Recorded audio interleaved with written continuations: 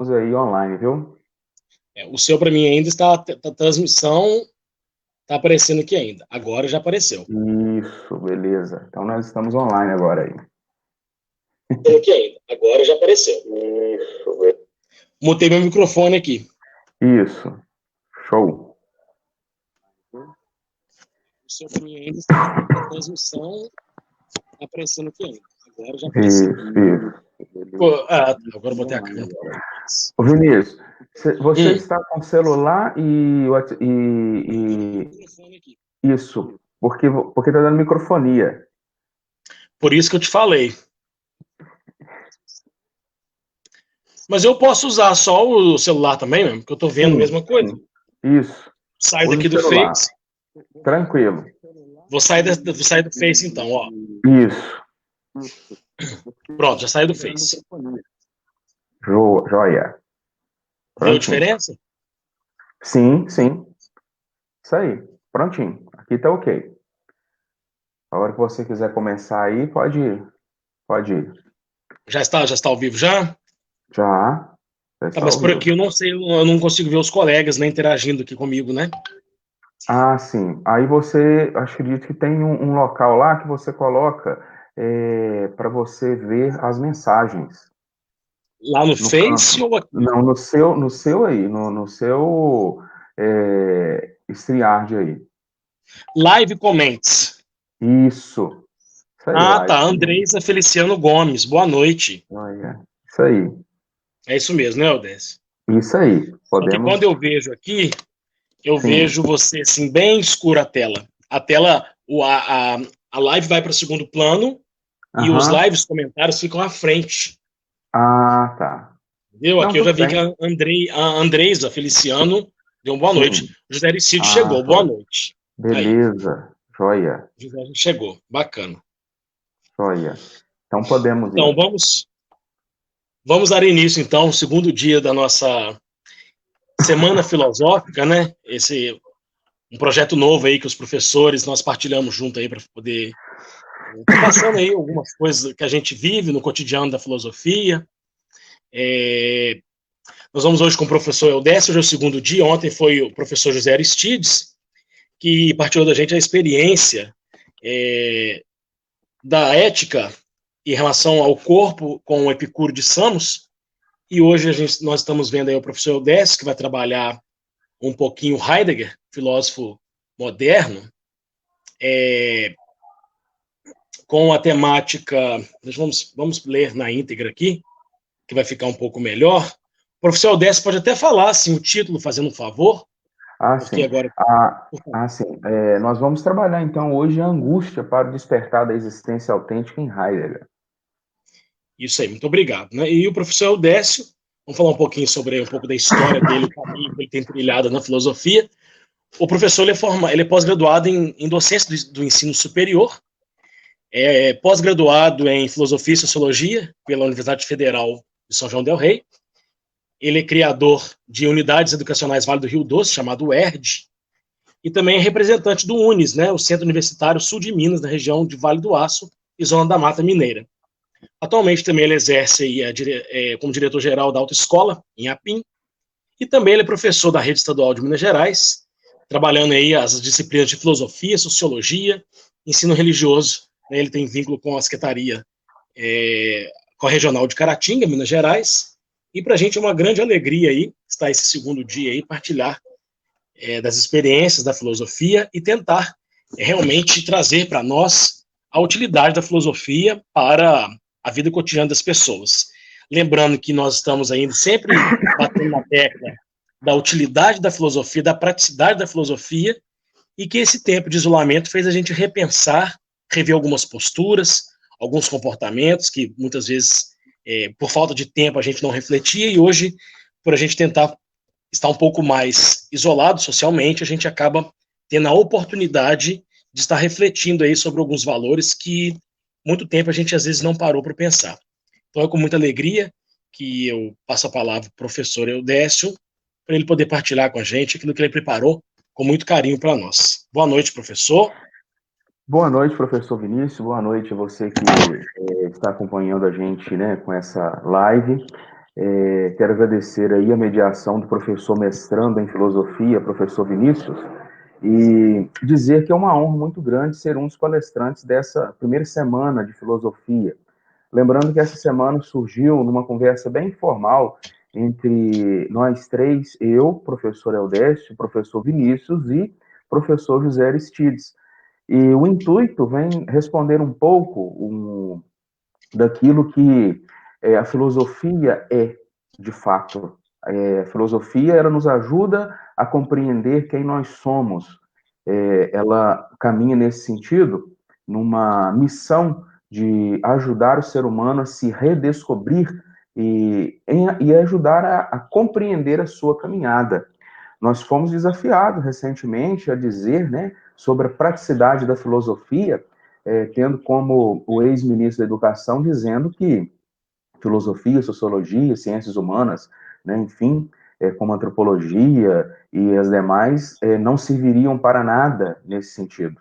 E nós queremos não mostrar isso, que a filosofia serve, mas nós queremos ajudar você a entender que a filosofia ela é muito importante para todos nós. E ainda mais nessa semana que nós vamos aí vivenciar, né, para alguns lugares, o pico do coronavírus, a pandemia, alguns comércios aqui mesmo em Apim, nessa região, Caratinga, Boporanga e Patinga, em breve fecharão mais uma vez aí o comércio entre 14 a 15 dias devido a esse avassalamento aí, né, desse vírus. Enfim, diante disso, surge uma grande questão do ser humano que é a angústia. A angústia é um sentimento que todo ser humano consegue, então, não às vezes captar ou compreender, mas sentir. E é importante dizer que a angústia, ela no primeiro tópico, ela pode ser pensada na área da psicologia. Mas, entretanto, nós vamos abordar a angústia aqui a partir de um filósofo existencialista chamado Martin Heidegger, alemão, porque ele vai nos ajudar a compreender que muito mais do que a psicologia, a filosofia vai nos ajudar a ver a angústia como a possibilidade de uma verdadeira existência, a chamada existência autêntica. E antes é importante a gente saber o que é angústia, né? Se você me perguntar o que é angústia, eu não sei o que é angústia. E eu acredito que muitos não saberão, e até o próprio Heidegger não sabia o que era angústia. Mas ele viveu, experimentou e pôde, nesse sentido, ir postar o que seria esse fato angustiante em sua vida. A angústia, ela, etimologicamente, uma palavrinha grega, né, angor, e que vai lá se referir ao latim angustus, que significa, então, estreito, apertado, afogado. E a pessoa que vive nesse momento angustiante, ela é uma pessoa que realmente está no caminho estreito, um caminho apertado, um caminho curto, e não vê onde existe a saída, a solução. Então, é pelo estado angustiante, por exemplo, que Boécio, dentro de um contexto da história da filosofia, que a filosofia vem encontrar Boécio. E para apaziguar desse momento, né, de sentimento tão arrebatador, ela, a filosofia, o consola. Se a gente andar um pouquinho mais na história da filosofia, vamos aqui na Idade Média, Agostinho, muito bem chamado de Santo Agostinho por alguns, né? E Agostinho por outros, mas enfim, o Agostinho de Hipona, ele sentiu a angústia como um fogo vivo que queima e também que tem um poder cauterizador, vai cauterizar as feridas. E esse poder cauterizador vai levar até aquilo que ele vai chamar de a grande luz, que é, nesse sentido, Deus. Partindo de uma visão um pouco mais, então, moderna ou secularizada, nós vamos encontrar três filósofos que abordarão esse tema da angústia. O primeiro é o grande expoente da filosofia existencialista, Soren Kierkegaard. E aí Kierkegaard, vai dizer que a angústia, nesse sentido, ela é uma questão de profundidade, porque ela desperta o homem para uma possibilidade de ser livre. A angústia para Kierkegaard é a possibilidade do homem se libertar de todas as amarras, de ser ele mesmo. Já Sartre, por exemplo, numa linha existencialista, digamos que ateia, porque no universo existencialismo nós podemos dividi-lo em existencialismo ateu e existencialismo cristão. Então, nessa linha de Sartre, por exemplo, Jean-Paul Sartre, ele vai, então, impostar que a angústia também é essa possibilidade de fazer com que o ser humano possa ser livre. A ideia de liberdade está muito ligada ao existencialismo e tem como mola propulsora a angústia. E o nosso filósofo, que nós vamos conversar um pouco sobre ele vai problematizar um pouco essa condição de ser livre, porque o ser livre para Heidegger é estar no mundo. Então, tem três palavras, né, chaves, que nós vamos compreender um pouco, dentro desse pouco tempo que temos, que é o ser, o tempo e a existência autêntica. Não tem como, por exemplo, falar de Heidegger sem mencionar ser, tempo e existência autêntica. Né? Seria, então, como que não falar nada do Heidegger. E lembrando que o nada, essa expressão que nós usamos, eu não sei nada, eu não valho nada. Para o existencialismo, é o contrário, é o tudo. Porque é no nada que o ser humano se completa, segundo Martin Heidegger e segundo os existencialistas. Nós veremos o porquê, né? Nesse sentido, nós podemos, então, perguntar com Heidegger qual é o verdadeiro sentido da vida humana. E não só com Heidegger, mas eu, você, as pessoas nesse momento da pandemia, um momento, inclusive, oportuno de silêncio interior, podemos nos perguntar qual é o sentido que eu dou à vida? Qual é esse sentido? E sentido nesse momento aqui não é simplesmente ignorar as respostas que vêm à nossa mente, mas o sentido para Heidegger e o sentido que o existencialismo nos proporciona é viver, então, ou despertar, então, uma vida autêntica. Seria a autenticidade. E para Heidegger, ser autêntico não é usar uma camisa nova, não é usar uma meia amarela, uma outra azul, cortar a camisa do Flamengo ao meio e colocar Flamengo Vasco, Flamengo Cruzeiro. Isso não é autêntico. Isso não é autenticidade, não é inovação. A autenticidade para Heidegger, ela deve ser compreendida como ela é, ou seja, é o ser humano se libertar. Quando nós tornarmos autênticos, nós vamos sair de um fardo pesado, o fardo da responsabilidade. Então, a responsabilidade, ela nos convida, ela nos invoca ou nos convoca a angústia nesse sentido, para, entrando aqui no contexto de Heidegger. Poderia estar perguntando a alguém, mas espera aí, angústia e temor não seria a mesma coisa? Não. Para Heidegger, a angústia, ela não deve ser tomada como um mero temor, um medo.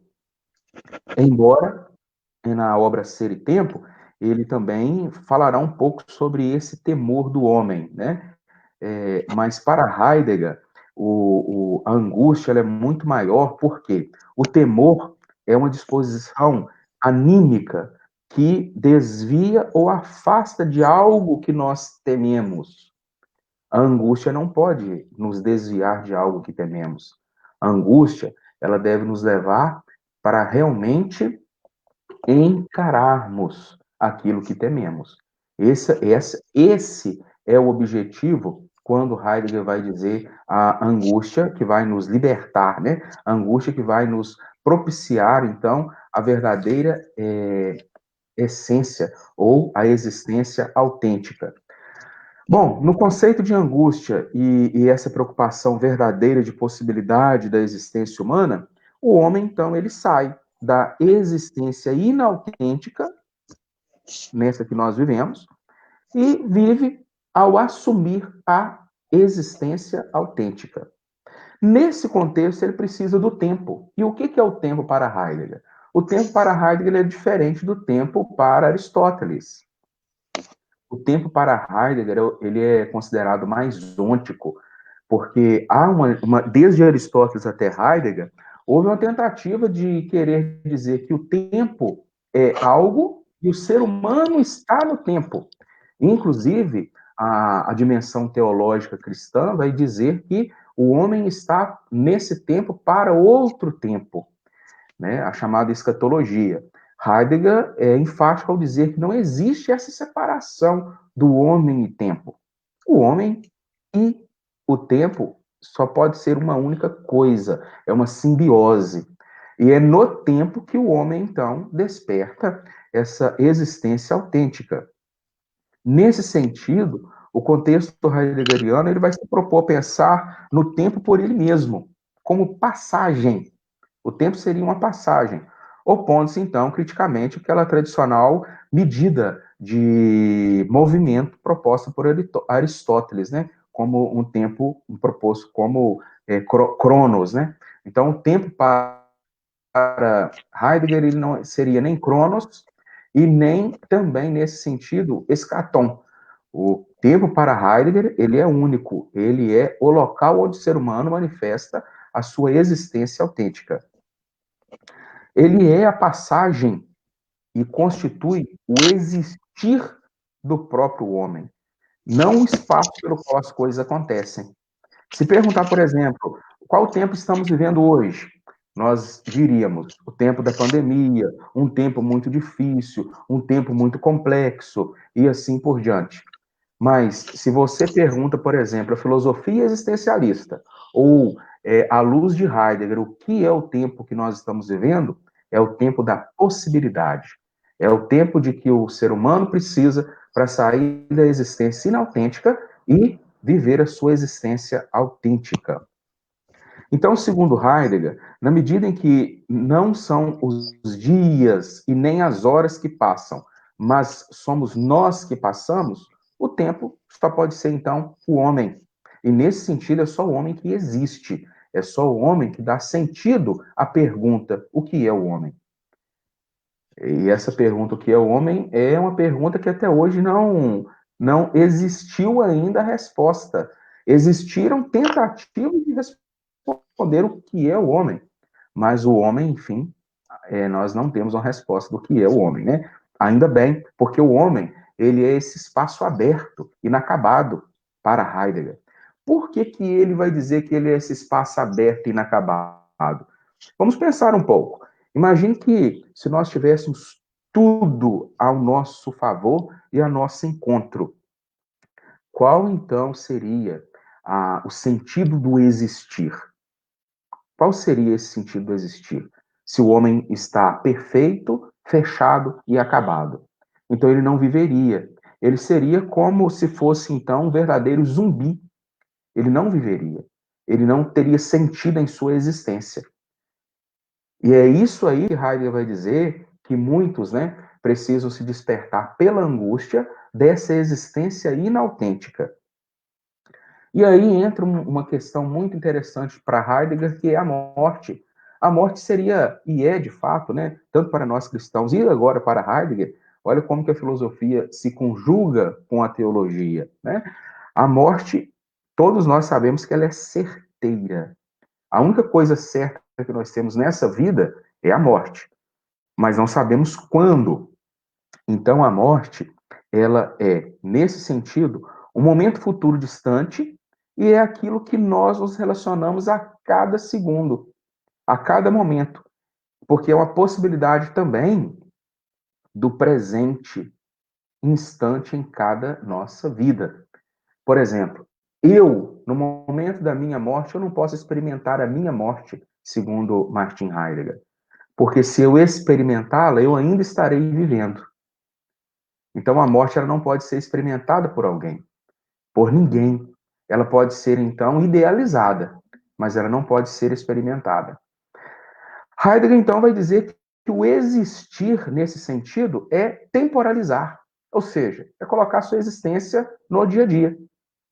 É a temporalidade.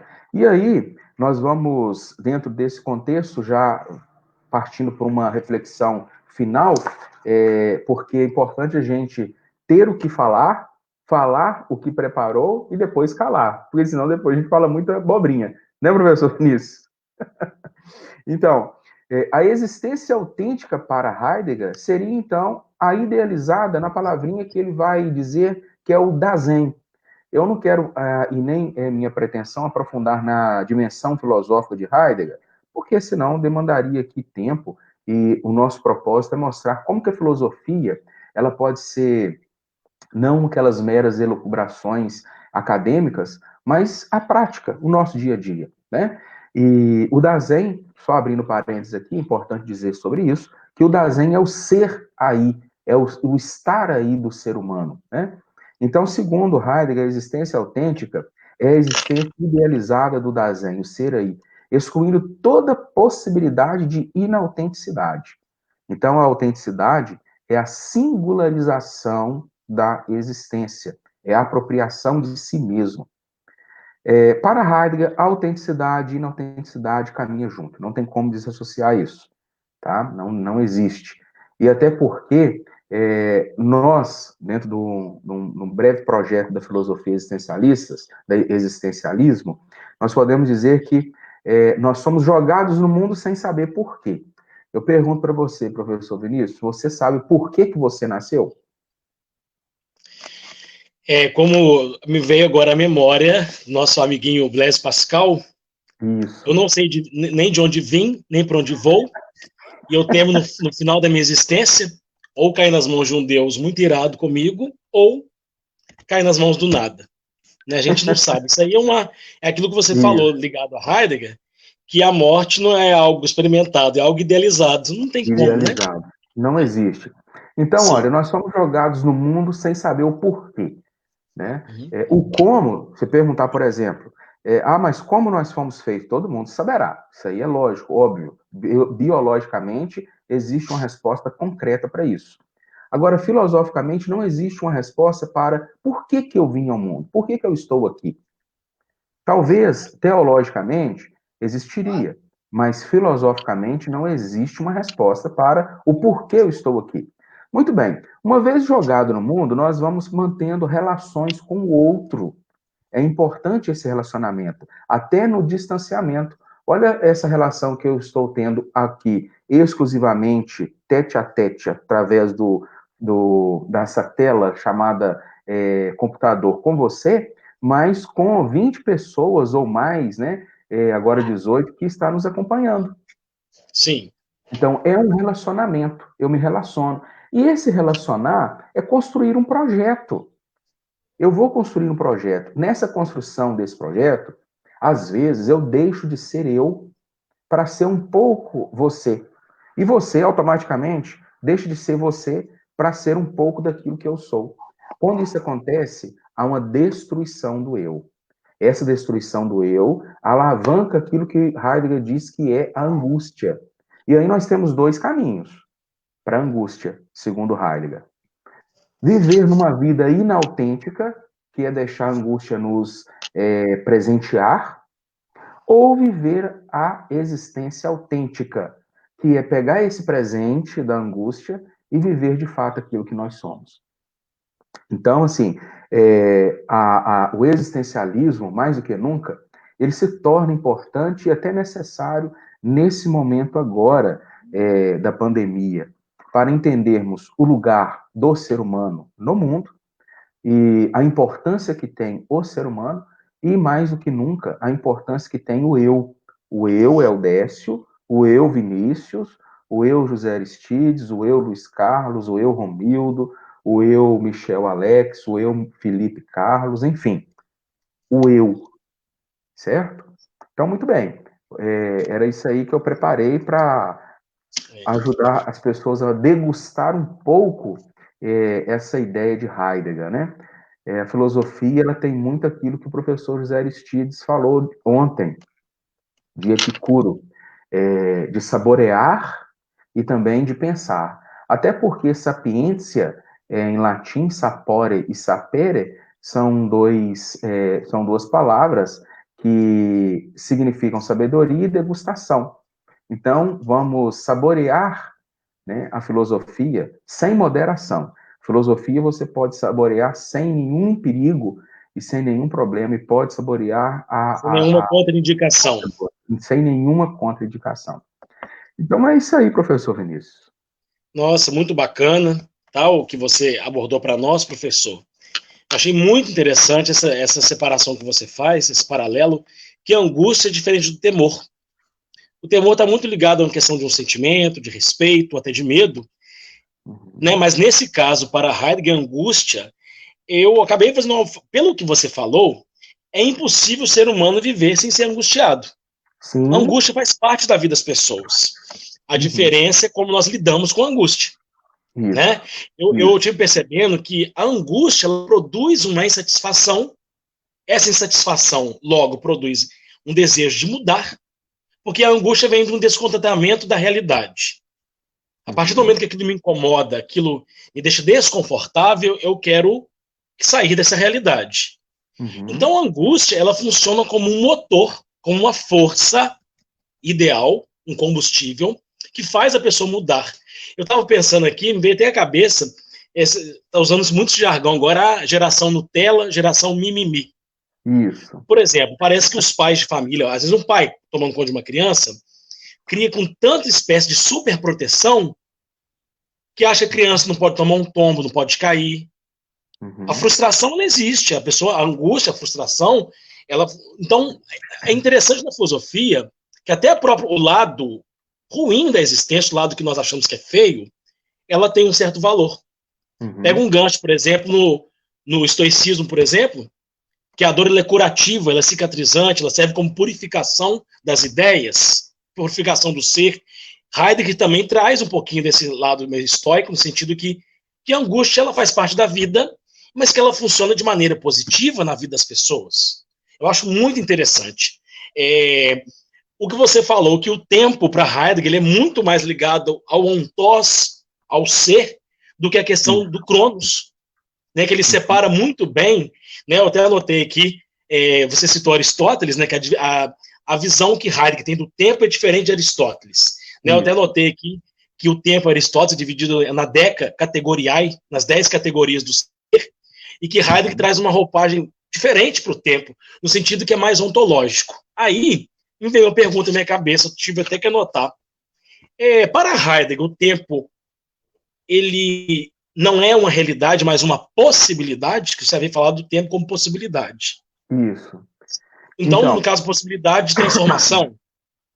Sim, o tempo para Heidegger, ele é o objetivo, ele é o momento mais, é o ápice do ser humano. Ele não pode ser desassociado do ser humano. Tempo e ser humano é onde o ser humano pode, então, vivenciar toda a sua existência autêntica. O tempo, nesse sentido, não vai ser simplesmente o espaço, ou o aqui, o agora, mas é onde o ser humano realmente se realiza. Essa que é a dimensão do tempo para Heidegger, né? Pelo que dá-se a entender de Heidegger, eu tenho quase a certeza de afirmar que para Heidegger o homem é o protagonista dessa dinâmica do tempo. Ele é o tempo. Para Heidegger, o homem nesse sentido, professor Vinícius, o tempo não é nem sujeito e nem predicado do homem. O tempo é o homem.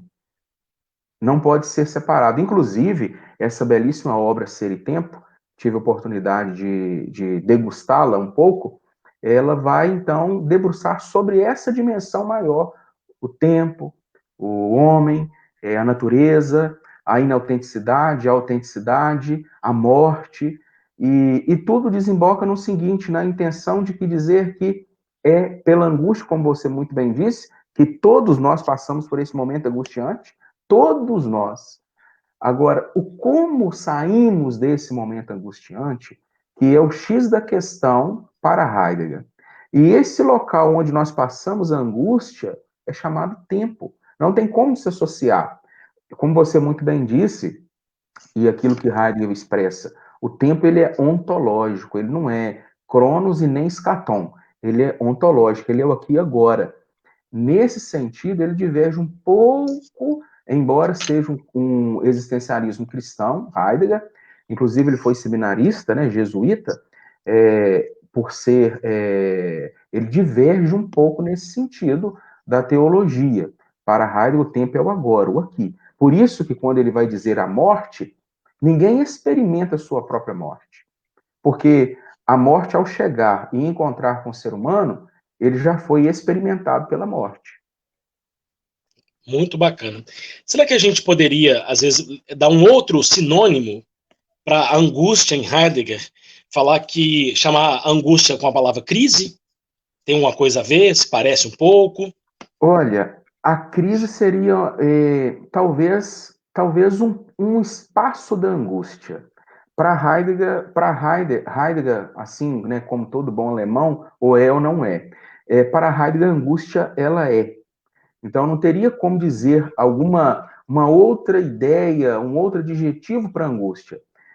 São duas hipóteses em Heidegger que seus comentadores divergem, depois convergem, depois essa convergência diverge e não chega a lugar nenhum, que é o Dasein, essa palavrinha alemã, né, o ser aí, o estar aí, e a angústia. Então, para Heidegger, o Dasein é o ser aí, o estar aí. Mas o que ele quer dizer com o ser aí, o estar aí? É aquilo que você disse e sobre a questão do tempo, é estar no tempo, é desenvolver o seu ser no tempo. Esse desenvolvimento do ser no tempo só pode se dar a partir da angústia. A angústia, professor Vinícius, ela leva à crise. A angústia ela leva à crise.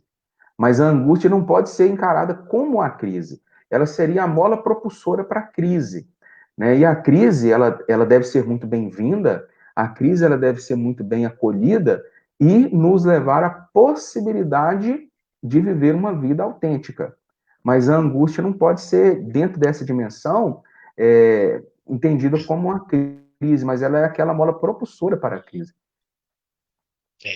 E você citou o Kierkegaard falando sobre a questão do sofrer para se libertar, o sofrimento que visa uma libertação, Isso. e também citou o Sartre falando sobre que a angústia visa a libertação. Eu acho muito interessante que a filosofia ela consegue, mesmo diante daquilo que a gente considera, que a gente vê como algo negativo, a filosofia ela consegue trazer para a gente um fio de esperança. Sim. Que a angústia ela pode ser passageira, né? Que o que nós estamos passando hoje vai ser passageiro e a gente vai poder reconstruir muitas ideias, muitos ideais, seja políticos, sociais, espirituais, humanos e biológicos em relação ao problema do Covid-19. Eu fico pensando, por exemplo, se hoje o Heidegger fosse vivo, como ele lidaria com a questão do isolamento social e com a pandemia, assim, no caso, a morte, né? A gente não queria que ninguém morresse por causa do vírus, né? Mas isso escapa o nosso querer. E como que é vista a morte nessa dimensão, né? Para o filósofo que trabalha o conceito da angústia, né? E que a angústia visa a libertação, visa o crescimento do homem. Olha, existem alguns temas, professor Vinícius, que nós seres humanos, sobretudo devido a uma certa ideia errônea de cada palavra que eu vou dizer, a gente ou tem medo de falar sobre ele, ou tem medo da divergência que isso causa. São algumas questões como, por exemplo, a morte, a sexualidade, e a política, e o amor, e entre outros.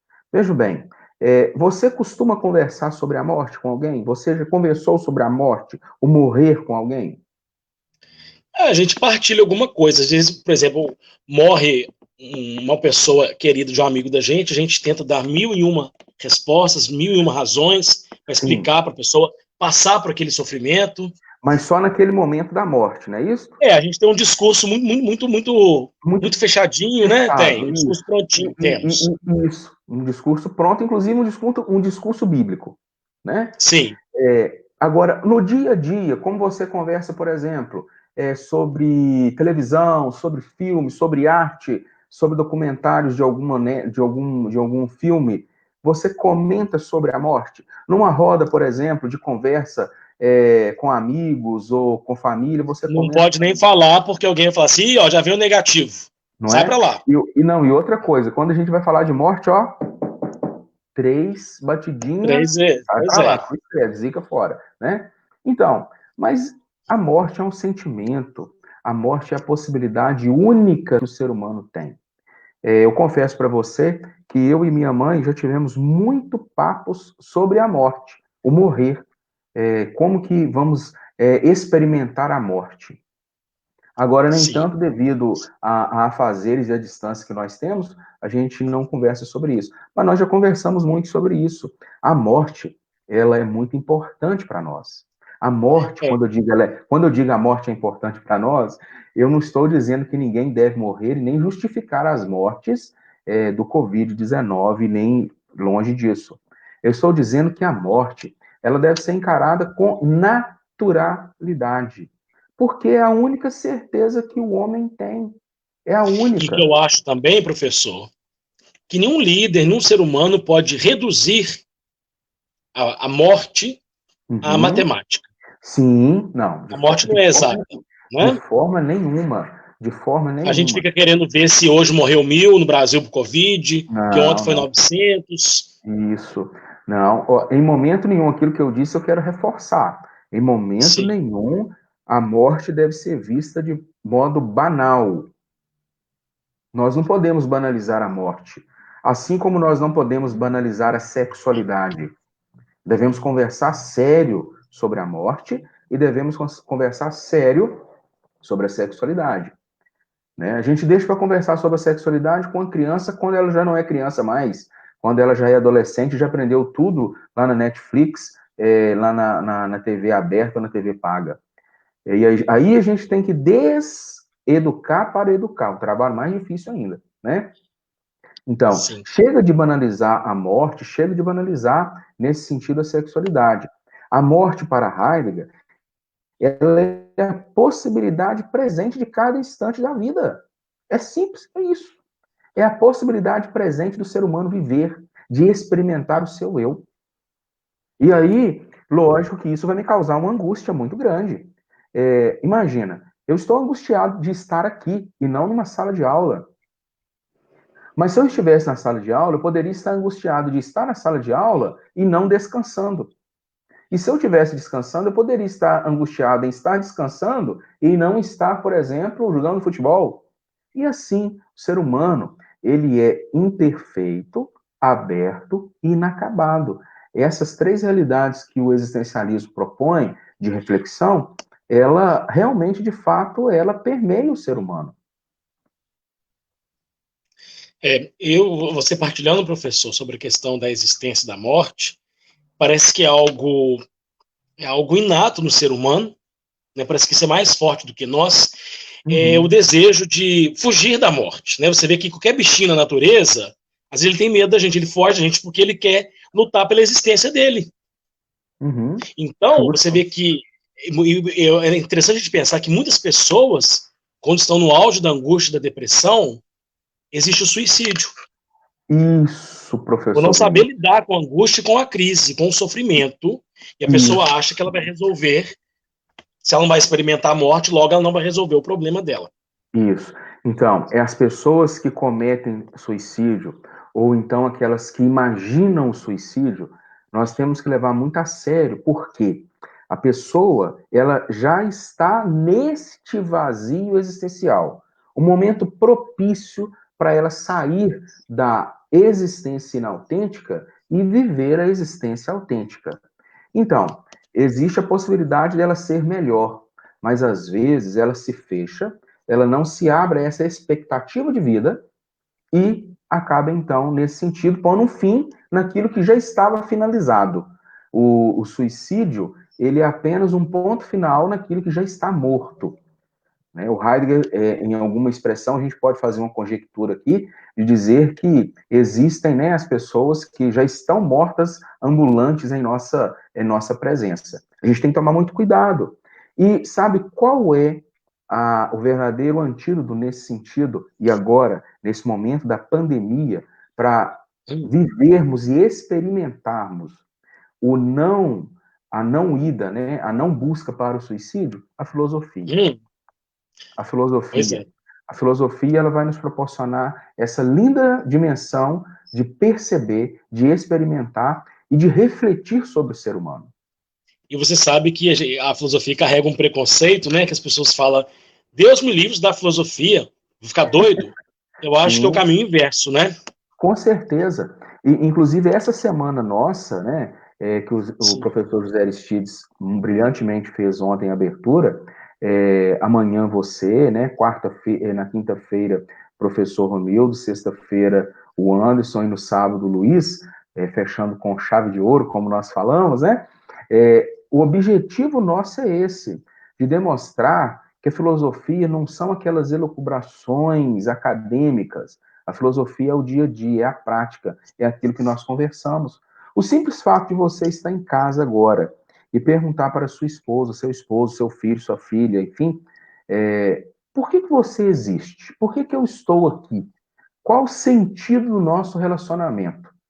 Olha, Nossa. isso aí vai despertar você para uma verdadeira angústia. Mas não fique preocupado com isso. Isso vai ser excelente, vai ser ótimo, porque aí você será então despertado para a existência autêntica. A gente não precisa ter esse medo. Professor, como a filosofia ela consegue quebrar preconceito, você vê que a filosofia é de uma palavra que existe um preconceito social, que é o primeiro momento que a gente chama, uma palavra que a gente tem a noção dela somente no senso comum, angústia. Deus me livre, sofrimento. E como a filosofia ela consegue desmistificar um preconceito, que ela passa além daquilo que nós consideramos que seja evidente, e ela traz um novo conceito muito interessante, como o Heidegger é capaz de lidar com o conceito angústia, mas com um ar de otimismo. Sim, sim, isso mesmo. Esses filósofos, né? Eu estou falando de Heidegger sobre a angústia, mas o grande expoente da angústia é Soren Kierkegaard. Né? Ele é o grande expoente da angústia, inclusive, Sim. ele é o idealizador do existencialismo. Mas a angústia, ela é esse sentimento, né, experimentado e vivido por Kierkegaard, compreendido por ele, e ele nos presenteou com essa grande reflexão ideológica que depois, digamos assim, seus discípulos, não gostam de ser chamados de discípulos, Heidegger e Sartre, inclusive, dirão que não são existencialistas. Né? É a mesma coisa dizer que um flamenguista não é flamenguista, é mais ou menos nesse sentido. Mas Heidegger vai dizer... Mas Heidegger dirá que, e também Sartre, que não são existencialistas, né?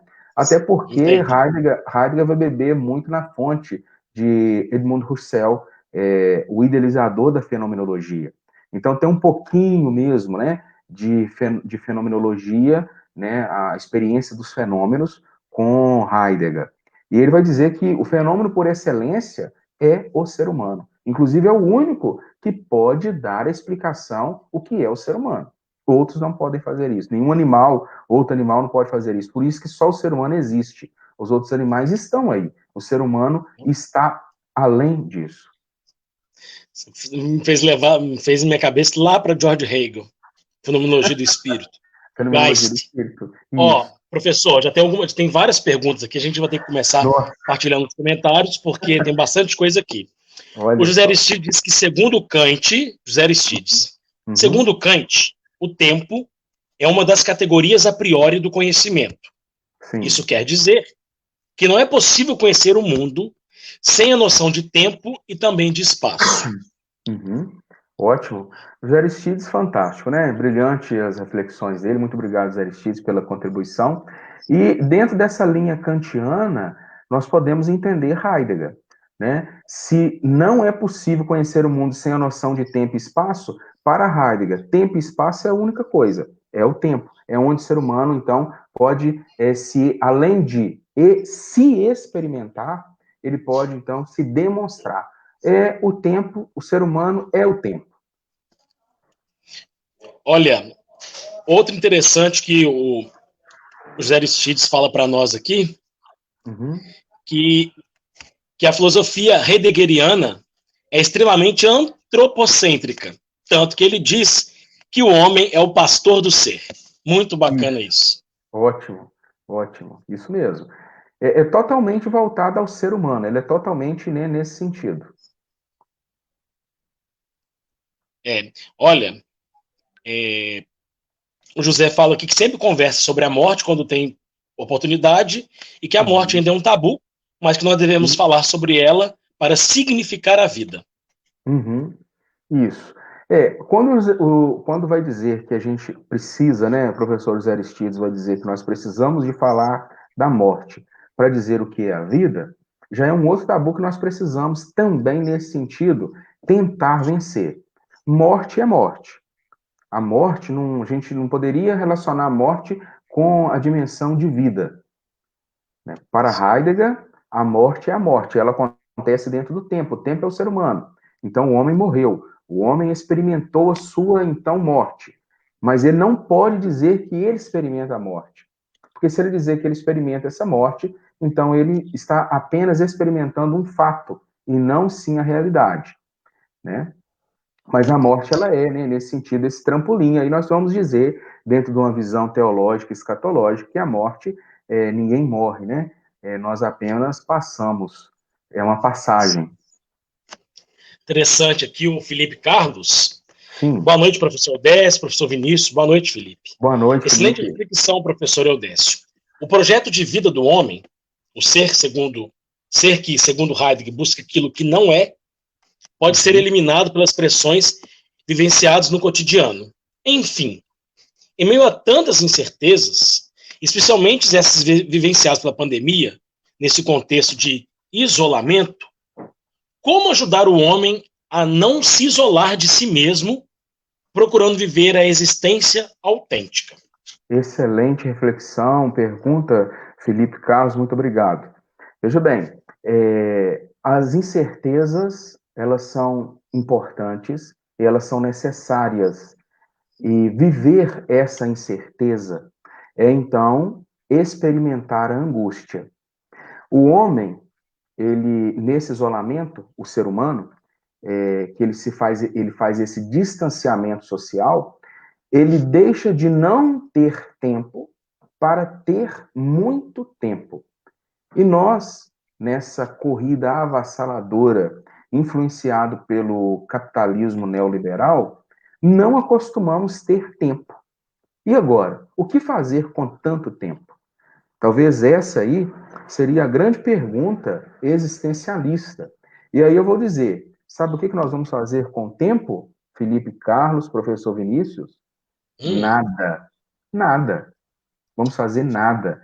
Mas um nada existencialista. O nada heideggeriano. Ou seja, tudo. Vamos experimentar com a máxima potência todas as dimensões que não experimentamos. Como, por exemplo, o amor à mãe, o amor ao pai, o amor à esposa, o amor ao esposo, o estar com os filhos. Tudo isso aí é, então, o ser aí no tempo. Vamos experimentar o tempo. E aí, essa experimentação do tempo, nós vamos, então, nesse sentido, estando isolado, vivendo de modo conjuntural. Sim, bacana, muito bacana. O José Aristides, mais uma pergunta, ele comentou aqui que como poderemos enfrentar o medo da morte em tempos de incerteza como este que estamos vivendo agora, segundo Heidegger? Não podemos, José. Não podemos. É uma questão que Heidegger vai dizer. Nós não enfrentamos o medo da morte. Nós experimentamos a morte. Porque a morte é aquilo que, de fato, é para nós.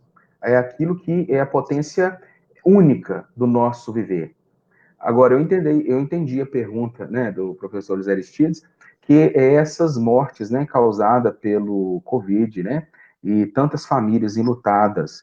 E segue aqui, né, as nossas sinceras condolências a essas famílias. E dizer que, dentro de uma esperança teológica, escatológica, todos estamos no colo amoroso de Deus, que é Pai. Deus é Pai, Deus nos ama. E dizer que não é Ele que quer isso para nós, mas sim condição nossa de ser humano. No tempo que temos que cuidar dessas questões. Então, o viver ou experimentar o medo da morte, ele é importante. Nós precisamos, porque a morte é a única certeza que nós temos. Engraçado, mesmo a gente trabalhando conceitos assim que nós achamos sejam conceitos ruins na filosofia, né? A filosofia tem esse lado um pouco sarcástico ou irônico, ou até assim, sentido de comédia mesmo, né? O Salomão Rafael escreveu assim, Salomão. Muito obrigado, isso. Salomão, pela participação. Para Rui Proença, morrer é ser esquecido. Por isso escrevemos livros, plantamos árvores, fazemos filhos. Nesse sentido, realmente, Elvis não morreu.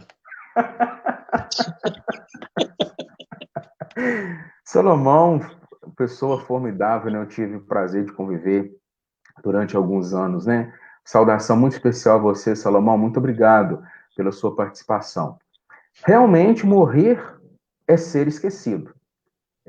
Possivelmente, eu, você, Salomão, seremos esquecidos daqui em breve. Essa live nossa será esquecida daqui a, no máximo, digamos, 2 semanas. Talvez, quiçá, 3. Mas não passe de 2 ou 3 meses. Isso é quase que uma certeza, não absoluta, mas quase uma certeza. Por isso que morremos. Aquilo que fazemos é morto. Então, como não morrer? É existindo no nada. E o que é o nada? O tudo. Então, o único lugar que nós não morremos é aqui. É a ideia. Por isso que aqueles brilhantes livros que o professor José Aristides tem, e foi apresentado ontem na live, né, atrás dele, e hoje eu fiz questão de apresentar um quadro, né, na minha live ali atrás, um quadro que retrata realmente a angústia. O que é angústia? É por isso que eu até mudei o foco aqui de onde a gente vai fazer a live, para apresentar esse quadro ali, né, de uma pessoa realmente no sentido angustiante. Foi um trabalho que eu pedi a alguns alunos da faculdade para fazer. Então, nesse sentido, sabe quem que não seria esquecido ou morto entre nós da live, professor Vinícius? O professor José Aristides, que produziu brilhantemente o livro A Outra Face de Jesus no Evangelho, né? Então, que por sinal, excelente, parabéns, iniciativa do professor José. Porque ele criou a ideia e a ideia já está imortalizada. Agora nós falamos, né? Agora, olha que interessante. Então, por que dizer que Sócrates não morreu, sendo que Sócrates, dentro da história da filosofia, escreveu quase nada ou nada? Ou então Jesus, né, dentro do universo teológico, apenas disse, mas não escreveu nada? É porque alguém escreveu sobre ele, fazendo então ele entrar no universo tempo e estar dentro do tempo e não sair desse tempo. Então, parabéns, Salomão, muito obrigado. E Rui Proença, excelente, né? Formidável. O tempo eterniza algo pelo ideal, né? Sim, sim. O físico não se encontra, mas o ideal, ele é imortalizado. Isso. Eu gosto de dizer, assim, quando a gente conversa sobre morte, a gente tinha, né, eu e o professor Dr. Célio das Casas, nós encontrávamos de vez em quando em um grupo para a gente refletir um pouco sobre filosofia, sociologia, religião, conversar sobre a vida, sobre família, relacionamento, enfim.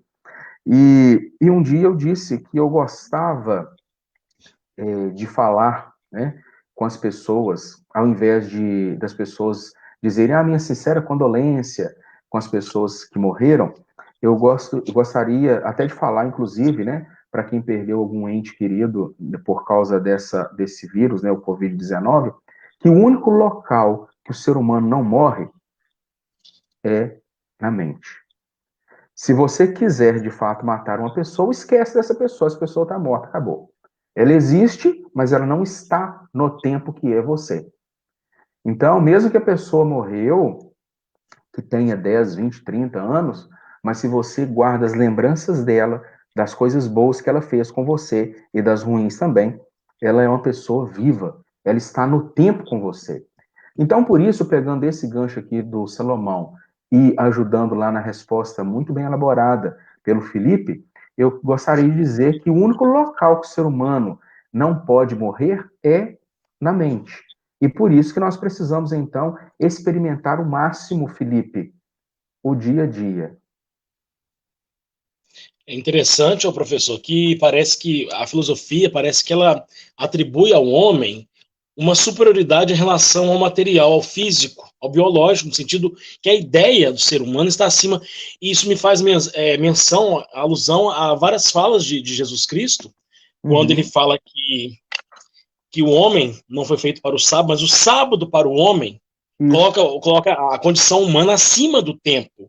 Né? Ele fala, cuidado com aqueles que matam o corpo, mas pode matar a alma, que é, segundo Sócrates, é a sede do pensar. Isso.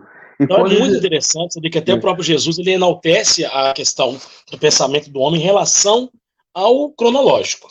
Sim, e quando ele vai dizer que o homem não é feito para o sábado, mas o sábado para o homem, ele está numa linha heideggeriana, ou Heidegger, né? Podemos dizer, poderia fazer uma reflexão aos óculos de Heidegger, dizer que Jesus está dizendo que o homem é o sábado.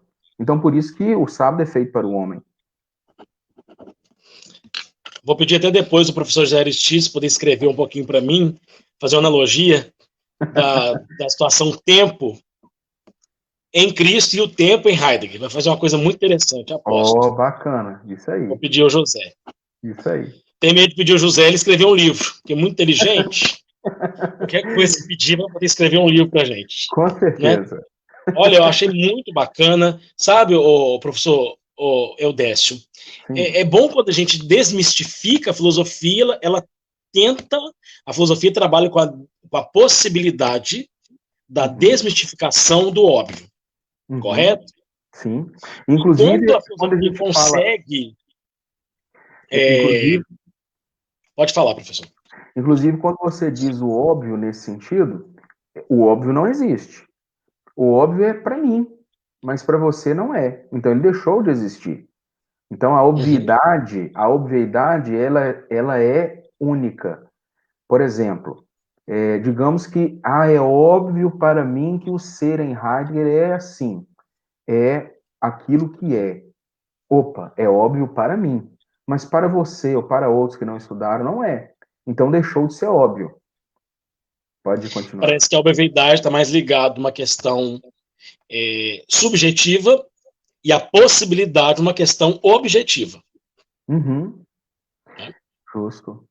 Eu achei interessante o comentário aqui do Lafayette Marx Seara. Ele vai dizer aqui, saudação, né, Lafayette? Boa noite. Eu acredito que o caminho para retomar a valorização da vida é retomar a celebração da morte, do luto, da passagem. É isso, de fato. Nós precisamos celebrar o luto. Celebrar é rememorar, comemorar. Não de forma banalizada, de forma alguma. E aí, nesse sentido, ele vai dizer outra aqui, depois do comentário do José, o professor Vinícius, que viver ou morrer pouco importa. O diabo é deixar de viver. Eu queria parafrasear e dizer o seguinte, nesse sentido, viver é preciso, navegar não é preciso. Como é que fala a Elis Regina? Viver é melhor que sonhar. Não é? Sabe o que eu estava pensando, professor? Que essa visão pessimista da morte, etc., foi um fruto de uma má interpretação da filosofia cristã. Você pega uns países orientais que têm uma visão totalmente diferente, desmistificada da morte do que nós, aqui do mundo ocidental. Eu acho que a filosofia ocidental, ela não que ela errou, ela se permitiu algum tipo de reflexão que ela sempre enxergou a morte como algo negativo. Diferente de você pegar, por exemplo, uma morte, um velório, por exemplo, na China, no Japão, tem uma outra conotação do que o nosso. Esse sofrimento que nós temos, né, de guardar o luto, o choro, esse é próprio aqui do mundo ocidental. Sim, e é muito interessante olhar a questão da morte. Se você pergunta, por exemplo, assim, você compreendeu a morte, mas você quer morrer agora? Você compreendeu a morte, mas você quer morrer agora, professor Vinícius? Não. Nem eu. Então. Não. Então demonstra o quê? Que nós temos um certo medo da morte. E aí nós vamos entender esse medo e tentar buscar saídas para dizer que nós não temos medo. Vamos dizer assim, não, mas nós somos muito jovens para morrer agora, que é isso? Pelo amor de Deus, não, temos que experimentar mais a vida, tem tanta coisa que queria ver. Isso são o quê? Uma forma de driblar a verdadeira pergunta. Você compreendeu a morte? Então nós não compreendemos a morte. E, de fato, aquilo que eu disse, quero refrisar aqui na nossa reflexão, na nossa live, não podemos encarar a morte de modo banalizado, de jeito nenhum, né? De forma alguma. O professor Luiz Carlos... saudação, professor Luiz Carlos, boa noite, meu amigo. A você, a mim. Ele pergunta, professor Eudécio, a angústia manifesta a vontade de viver? Olha, professor Luiz, por que que eu sou apaixonado por esse período da história da filosofia, filosofia moderna, né, dentro do contexto chamado existencialismo? Porque realmente é um grande momento de que nós, seres humanos, temos de experimentar a nossa vivência, o nosso eu.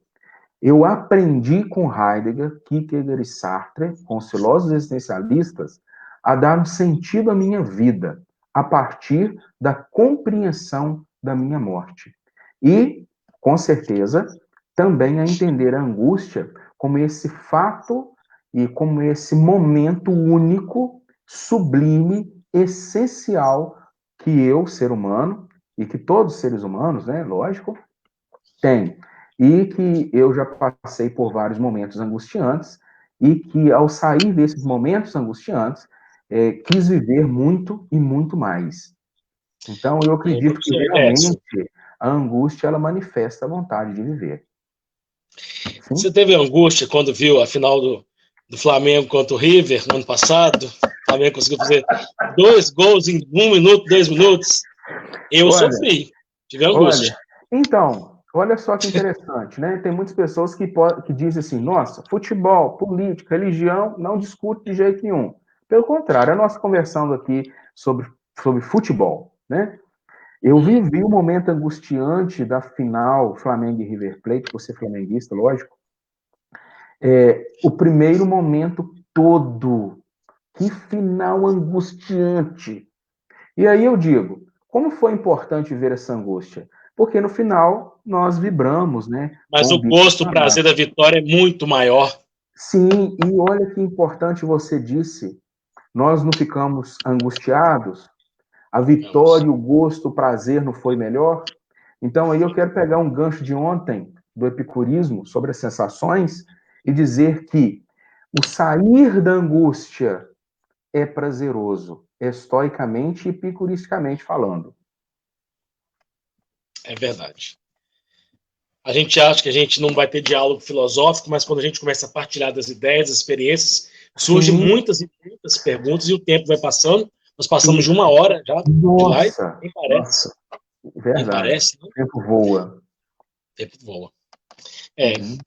o José terminou com mais um comentário só conosco, ele falando que eu havia Hum. abordado que a morte vista na filosofia ocidental, no mundo ocidental, é diferente da oriental. Ele diz que a morte no hinduísmo, no budismo, é compreendida de modo natural, como Sim, dissolução de tudo no nada. Nirvana, Brahma. O ótimo. Ocidente artificializou a morte. Sim, isso mesmo. E nós ficamos com medo da morte e tentamos prolongar um pouco a vida. E quando a ciência não consegue ou falha nesse prolongar a vida, a ciência entra em crise. Pois é, e a É, gente é vê o que. a medicina oriental, ela é totalmente preventiva, a nossa do Ocidente é paliativa. A gente só Isso, procura um médico quando está morrendo. A gente não justo. trata da saúde, né? Não Uhum, tem esse cuidado com a uhum, saúde. Né? A gente justamente. preocupa só com a alma, mas não preocupa com a Uhum, saúde. uhum, justo. Que interessante. Ótimo, ótimo. Então, eu acho, professor, que a gente, né, é muito triste, a gente vai ter que começar a se despedir, nós passamos de 1 hora, Nossa, né, passamos de verdade. 1 hora. Então, vou deixar Uhum. você, né, para dar suas considerações finais, seus Joia. cumprimentos, sua Olha, ponderação final. eu quero agradecer a você, professor Vinícius, por estar comigo aqui, sabe? Eu me senti, assim, mais tranquilo e bem melhor de ter uma pessoa brilhante como você, né? Ao meu lado, eu senti mais Obrigado. confortante, né? Foi um momento menos angustiante para mim estar aí sendo guiado usando a Heidegger, né? Foi um momento Pois menos é. angustiante para mim estar ao seu lado, né, tendo você como mediador. Quero agradecer a todos que curtiram, que comentaram, né? Eu prometo que depois eu irei, farei o meu comentário a você, né? Mas eu gostaria de agradecer a você que nos acompanhou até agora, as curtidas, os amei, né? E foi para mim uma honra estar aqui conversando com você, meu amigo e minha amiga, sobre um pouco sobre essa ideia de Heidegger. Um forte abraço, eu convido você amanhã amanhã, quem será o nosso palestrante? Aí já Pois poderia, é. nas considerações finais, já dizer um pouco, né, sobre o que vem por aí. Então, um Pode abraço comentar, professor. e fique com Deus. Não vou deixar com você. Quem que será o palestrante amanhã? Amanhã, então, eu vou ainda carregar minha angústia por mais um dia, né? Na certeza que essa angústia vai funcionar como uma libertação, quem sabe, né? Que essa angústia vai me Uma mola fazer voltar e propulsora. pensar sobre tantas coisas, né? Sobre muitas coisas. Eu Isso. também fico muito feliz, assim, né? Eu acabei tendo uma aula de Heidegger, né? Assim, eu nunca estudei muito Heidegger, já li pouco sobre ele. Eu acho que essa noção da angústia em Heidegger foi uma coisa que eu já assimilei para mim e colocando o tempo no sentido ontológico, tempo no sentido cronológico. Isso para mim foi muito fantástico, a separação que ele faz do tempo cronos e o tempo ontos. Para mim isso é muito bacana. Bacana. Eu agradeço Então, também a muito... todo mundo que estava conosco aqui, mais uma vez. Isso. E eu convido, né, já a você que está conosco hoje a estar amanhã às 19 horas, porque amanhã o nosso palestrante, professor mestrando Vinícius, né, falará um pouco para nós e nos ajudará a mergulhar nas águas platônicas. Não é isso, professor? Essa aí é uma grande responsabilidade, né?